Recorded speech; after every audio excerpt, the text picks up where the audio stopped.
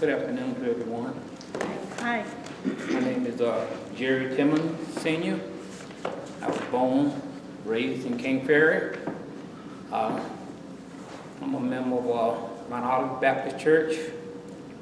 I am president of the Progressive Baptist Union, deacon of the church, and now I live in Nassauville for about 30-some odd years.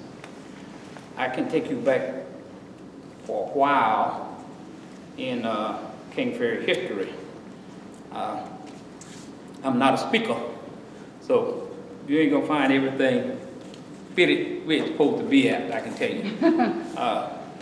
Some years ago, back in the early years, back in the 17th century, King Ferry was noted for being just a small little settlement there. And they used to farm and raise for whatever they had there. Back in times, it wasn't called King Ferry. King Ferry's name was Mills Ferry. That's what it was called. But during this time, they had an archaeologist from Florida. He was going around naming all the trees, the birds, and all those different things. And he was on the Georgia side. If you've been to King Ferry, right now, where the dock is, you look straight across a little bit, you're in Georgia, you're in Greenville. But at that time, on the Georgia side and on the Florida side, there was Indians. But the Florida side, they were peaceful Indians. So this William Bartry was a pioneer in this field. And like I said, he categorized all kind of animals and plants and things. And his work was published in 1791. That's when he got it. But he kind of stayed around in King Ferry for a while. King Ferry was just a small town. There was lived there was probably the first. Some blacks lived there one time but it never did take off. It was just a town. But then from Carolinas came down to Haddocks. Haddocks was a big name in King Ferry. The Hickenbottom. All those names was big in King Ferry. But they all would get along good. Black and white got along good during that time. Slaves and them got along good. During that time, Fernandina was raising slaves and also shipping them down and selling them. A lot of them went down to King Ferry. And when they got to King Ferry, they sold there. But King Ferry was still King Ferry. Then came along some people from Waycross, Georgia. Started a sawmill, a little small sawmill. And then he started sawing lumber, so small sawmill, producing lumber. The only way now for product to get out of King Ferry was the St. Mary's River. There was no roads, there was no trucks. So the only place they could use was the river, and the river was important to the people all up and down the river from Fernandina to the Okefenokee head of the swamp. Because the Indian used to travel back and forth to trade with different people down there, if it was goods, if it, whatever it was. It wasn't very much money during that time. They were trading out products. But during this time, they took in had one sawmill was there by the Germans brothers, and they produced it for a while. But then came in a man from by the name of Mizell, getting a little on. I won't be all day up here. Some of these, before I get to the Mizell, some of the product that they was shipping out, trying to get out, was like cotton, tobacco, rice, corn. They were trying to ship this stuff out, trying to get it out where they could sell it. Most of the time it's beside the road somewhere. because all they had was little trails. Well, the population wasn't very big during that time. But the Mizell brothers come in, and they bought the mill from William Bartram, and started a small mill. Well, they realized mills, lumber wasn't Fernandina product. Fernandina was a fishing port, shrimping port. Well, the product that they had on the river, to get it down at least 10 miles away from the river, was trees. And you're talking about virgin pine trees. So they put up sawmill. The Mizells started with one mill, small mill. After a while, they went to another mill. Well, during that time, things started growing. Things started producing. People started moving in. They started bringing another sawmill. And if you've been out to Kings Ferry for a while, according to this book, where the mill road ends on Kings Ferry side, you go straight, you go run right into the St. Mary's River. Well, the Russell home was there. It had been renewed over again, and it's still there. That was the second mill. But see, Mizell was a businessman.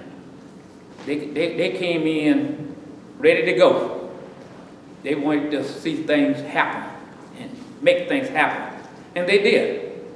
They opened up Kings Ferry as a big sawmill.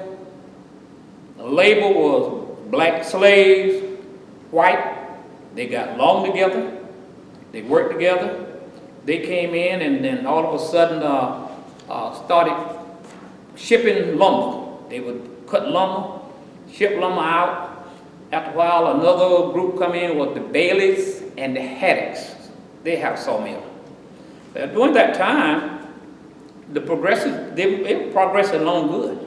You know, this is about one of the hot spots in Nassau County. But a lot of people today don't realize how important Kings Ferry was to Nassau County. They really think it's Fernandina, but it was not. Kings Ferry was one of the important spots in history because the St. Mary River run near it. That's why it was so important. You can't see signs today. As the Mizell brothers progress on, they built commissaries. They built stores. And in the late 1870s, like I say, Hilliard and Bailey Lumber Company moved from Waycross to Kings Ferry.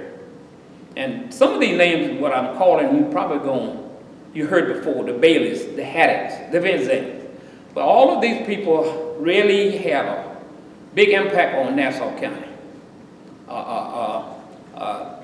The stove that they had was ranged from stove that women could buy, clothes was shipped down. Getting back just a little bit, they would have a ship called the Garda, I think. I'm sorry, the what? And maybe somebody else know a different name than I know. There was a big ship that came in from the north, coming down, and they would bring in products maybe twice a month for the stores to sell. Well, you talk about a lot of stores there. They had a saloon there. They had a dress store there. They had a ballroom there. They had a millinery there, blacksmith, a Masonic lodge, number 59, and grocery stores. They also had, back in 1926, they said they had a local paper called the Nassau County Star. It was getting up the way the community was growing. But one thing that kept it growing was the lumber business. The lumber business was really growing because of the St. Mary's River, because that was a place to produce it. It wasn't produced just in Kings Ferry. They had went up for Trader Hills, Kings Ferry, White Oak, Leslie, Leslie could carry theirs back to White Oak because it was in that area right there. But somewhere in there with Kathy Van Zandt staying at, my dad told me that was a big sawmill. Even employees, people from Fernandina used to come out there to go to work. Wow. Doing a sawmill. Also during this time, there was a turpentine millary. Turpentine was a big part out in King Ferry too. And during this time, they had to ship all this stuff back up north. There wasn't places here to handle it. So they would make contract, the people with the millary for making gathering turpentine, they would make a contract with a shipping that comes out of New York, maybe 2 or 3 times a year. They pick up that and carry it back. So turpentine played a big part in this. But the wood business was a big part. But during all of this time, Hilliard and Bailey went to Hilliard and built a sawmill because they had put a railroad track through Hilliard. Now we had 2 ways to ship stuff out.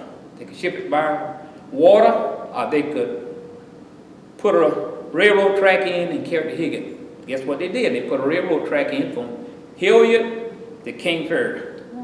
The old tale about this train is that one night the engineer was running it and shut it down, and he didn't shut it down, and it kind of chucked along on down towards King Ferry. Well, Bailey and Hilliard owned it there from then on. That's what they would come down and load up with and carry it back and put it on the side of the track, the Hilliard, the load on another train that would take it up north and around south. So Hilliard was beginning to form too. But King Ferry still was the city, the town that was in Nassau County, because it was booming, and people were beginning to come. During that time, there was black slaves there. They would work in the fields. They would work in the sawmills, help loading it, help on. So they played a big part in King Ferry. Mr. Timmons, do you have names of some of the black slave families? Yes. Okay. Yes. I have 3. Okay. For you, I have 3 that I'm going to talk about. Okay. And but before I talk about that, I want to talk about one other thing. The black community along the St. Mary's River, both free and bonded slaves, had drawn out numbers of the white in King Ferry. Since 1790, slaves were smuggled from Fernandina by plantation owners until 1818. Slave owners breeding of slaves continued until spring of 1862. That's when the Union forces invaded Amelia Island and began releasing blacks from their bondage. There were 2 sets of brothers that came from Georgia, and that was the Germer, that was German 1, and Frank German. That was the 2 I first started talking about the sawmill with. But I just wanted to read that part. But slaves were smuggled down that way. They just didn't develop, boom, and say that was it. They were smuggled that way. And to go on, some of the families that lived there, they grew, and some of the black families. One of the black families was a guy by the name of Charlie Timmons. I don't know who Charlie Timmons was. I know he was my dad's dad. I never seen him. I seen my dad. But his name was Charlie Timmons. He arrived by ship from Carolinas, come to the south, and he married a lady by the name of Mariah Alberti. He bought 80 acres of land north of the Haddock Road, which goes through King Ferry now. He lived there with his 4 sons. He had Robert Timmons, Isaiah Timmons, which lived at Crossing, at Crandall Crossing down there, And he had one by the name of Frank Timmons, lived in Fernandina, and Alex stopped in Savannah, Georgia.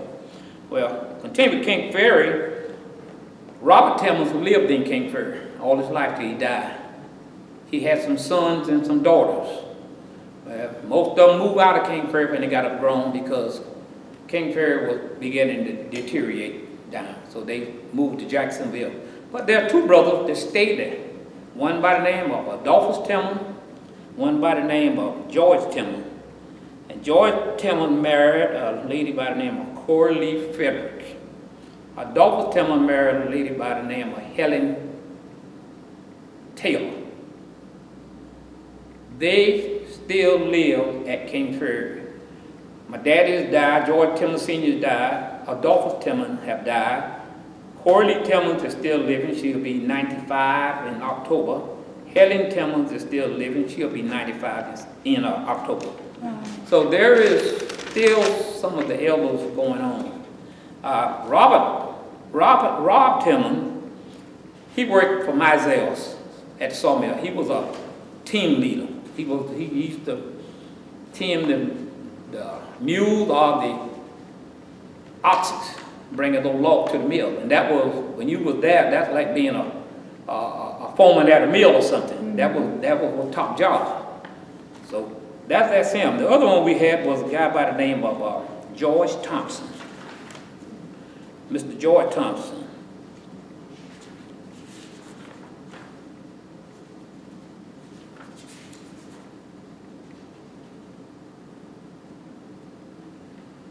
I had a piece here on him that I would really like to find.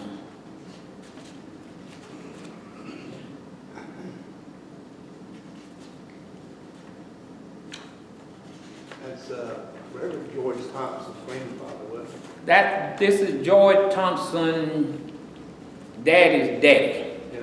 He came into King Ferry from the Carolinas back, and he came in and worked for as a slave.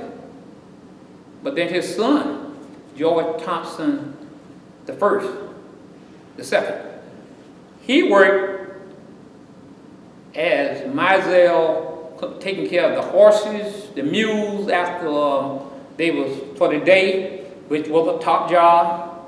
The oxen, he took care of those for the top day. Then, by that time, they were making a little money. All money wasn't cash money. They would make so much money, and then they'd make so much tokens to be able to give buy stuff in around the store with.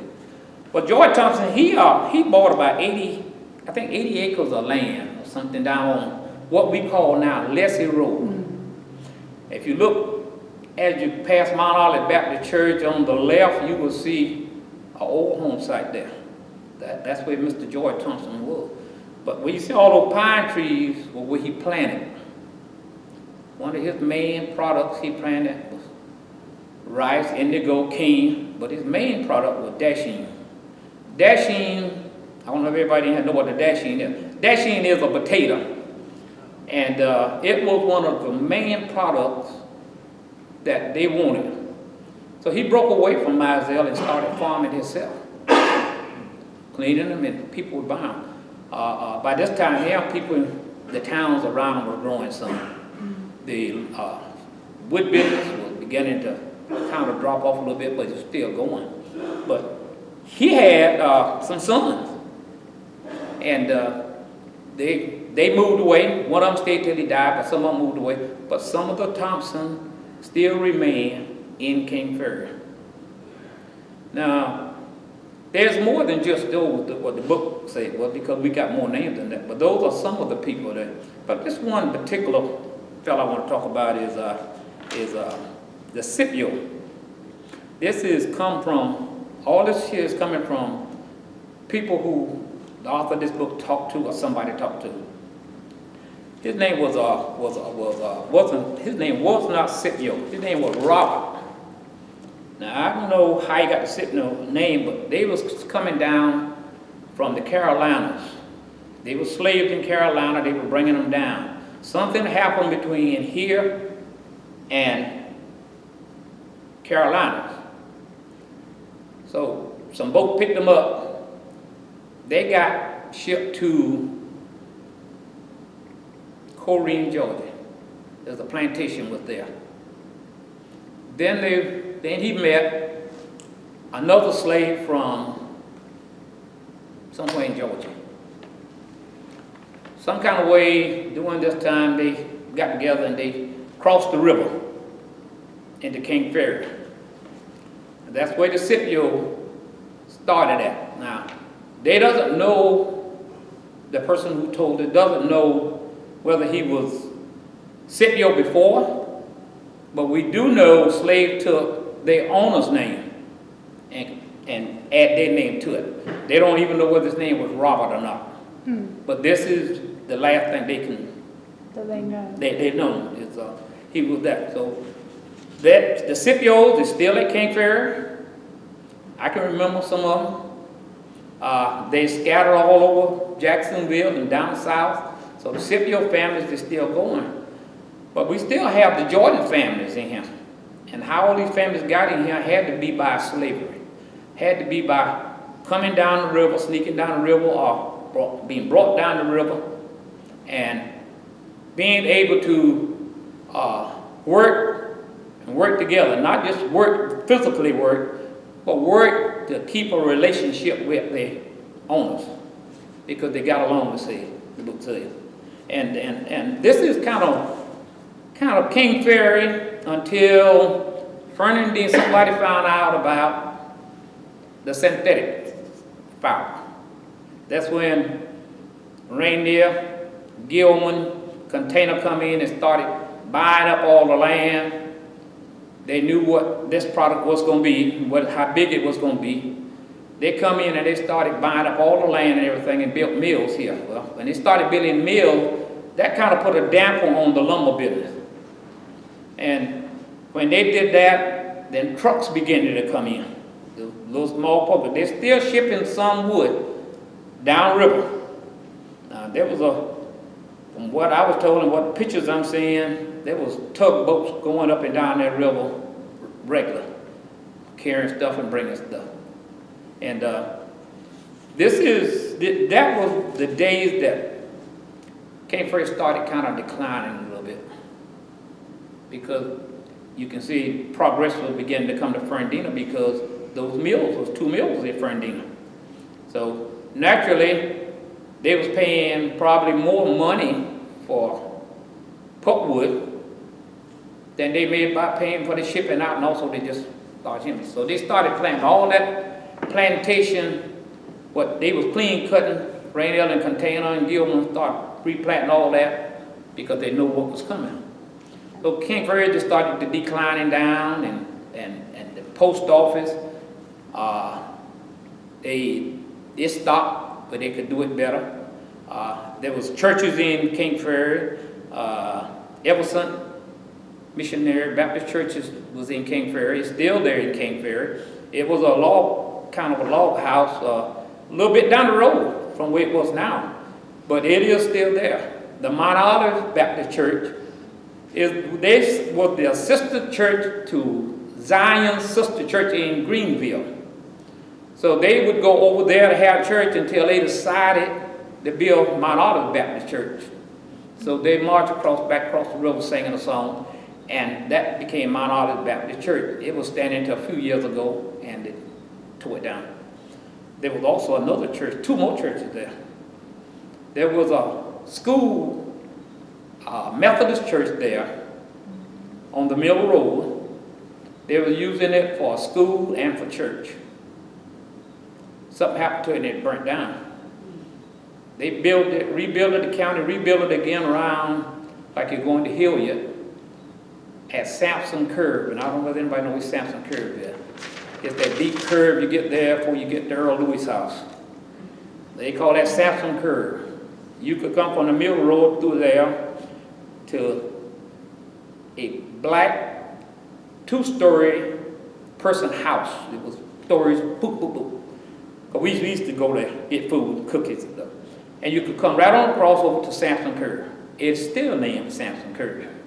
So those things that still exist, the signs still exist, but a lot of the history things is going down. Well, trucks started coming in, they're hauling the wood around there by truck. They didn't need the river no more to get products, so you had to train the Hilliard. Trucks coming in Fernandina, so it was cheaper to do it by that. But during all this time, there's a lot of history that you can look up and go back in books and find out about different people, because there was a lot of people that really helped King Ferry out, and it was the Haddocks, the Baileys, the Van Zamps, the Hickenbottoms, John Underwood, Zachary Haddock. I'll find his name a lot in that book. Elijah Hickenbottom, John Underwood, the Van Zamp family, T.W. Russell. There was somebody by the name of Bush, but they didn't give his last name. They didn't give the first name. They just said Bush. Mrs. Foster, Mr. Bailey Haddock, which I knew because I was big enough to go to his store. I don't know where that book come from, but I was big enough to go to his store. Mr. Bailey Haddock. Mr. Carlton. Now, Mr. Carlton was an interesting man. Mr. Carlton had all these dress stores in King Ferry. He was busy making money back during that time. That was a Mr. Carlton. He was from New York. They had a doctor in King Ferry, Dr. T.D. Hawkins. He was the doctor in King Ferry. Family by the name of Benjamin Libby. Bob Houston. I can remember Bob Houston because he was a black guy, and he did own a little store. I can go back for it. At 72 years old, I still can remember some of him. The Rottenberries, Edward and Annie Taylor. They still have some of their people still living in King Ferry. John Alexander Haddock. They call him Dutch. Charlie Timmons, Robert and Marie Scipio. That's the Scipio I was talking about. George Edward Thompson played a big role. Let me tell you about George Thompson. George Thompson was a man that worked hard. He worked hard at whatever he did. Whether it was planting corn, selling dashing, and planting potatoes, killing hogs and bringing the meat to Fernandina to sell. Whatever he did, he worked hard at it. He was the first black in King Ferry to own a car. I think he paid something like $300 and some odd dollars for it with tax avoided from Fernandina, but he was the first. Mr. Francis Taylor was the first black man that I know of that owned a pulpwood outfit, producing pulpwood. He did that long till I came up. I was about 15, 16 years old and worked for him for a while. So the pulpwood industry kept going. Also, there was a John Henderson and a Thomas King. But all these names still bring back memories because you can find people that talks about them. Or you can find their relative is still in King Ferry. And I know all of you know the Haddock families in King Ferry, the Van Zamp family, the Hickenbottom, the Rottenberries. You can go right on and right on. And King Ferry is a very interesting place. But the old docking thing is tore down now. They got a new dock up there that you pull. But one thing it never did lose is the St. Mary's River. Right. You would be just amazed at how many boats passed my mama's house going to the St. Mary's to go fishing. Fishing and hunting is still going on out there right now. So it is a place where it went down. But today, I've been gone for 30 years or better. Today is not like when I left. They got paved roads. They got $200,000 or $300,000 homes down there. Everybody is moving, going that way, is shifting that way. You see gorgeous land out there, homes up there. everything is buzzing again a little bit for people want to live out there because it's nice and quiet. But back during that time, they had to do what they had to do to survive, and they did. And one of the things that they did to survive was get along with people. If you go to Kings Ferry today, you're going to find out that it ain't the color of your skin, it ain't who you is. You're going to get along with people out there. Because I get along with them out there. We grew up together. We played together. We played with the Haddocks. That's the Spencer Haddock boys. We played with them. If he beat you down there, you might well just tighten up. But about 2 weeks later, he told my dad, you're going to get it again. If he beat one of his boys that hit my dad's house, they just might as well get ready because they're going to get it down there. That's the way it was. But today, we can look back at that and see how many young men grew up in Kings Ferry and made success. Just about all of them. The one he talking about, Louis Jordan. Brother John Timmons, he's millwright. Wayne, Sidney, Roland, they're in the logging business. So there is still things going. Mr. Benny Lewis' son, Earl Lewis. Earl is still at Kings Ferry, right on. I just talked to him Saturday, Sunday, I think. And we all still get along good. So Kings Ferry was one of the most important spots. I was trying to find a paragraph in this book that I really wanted to read, but I couldn't find it. It stated that the Florida Mirror was a newspaper in Florida. It published that Kings Ferry was one of the most popular towns side the St. Mary's River back in that time. It was growing. And for you to look at a little town and say they had 28 stores in it, they had people coming out with amusement park, theaters, a performance in, you wouldn't believe it.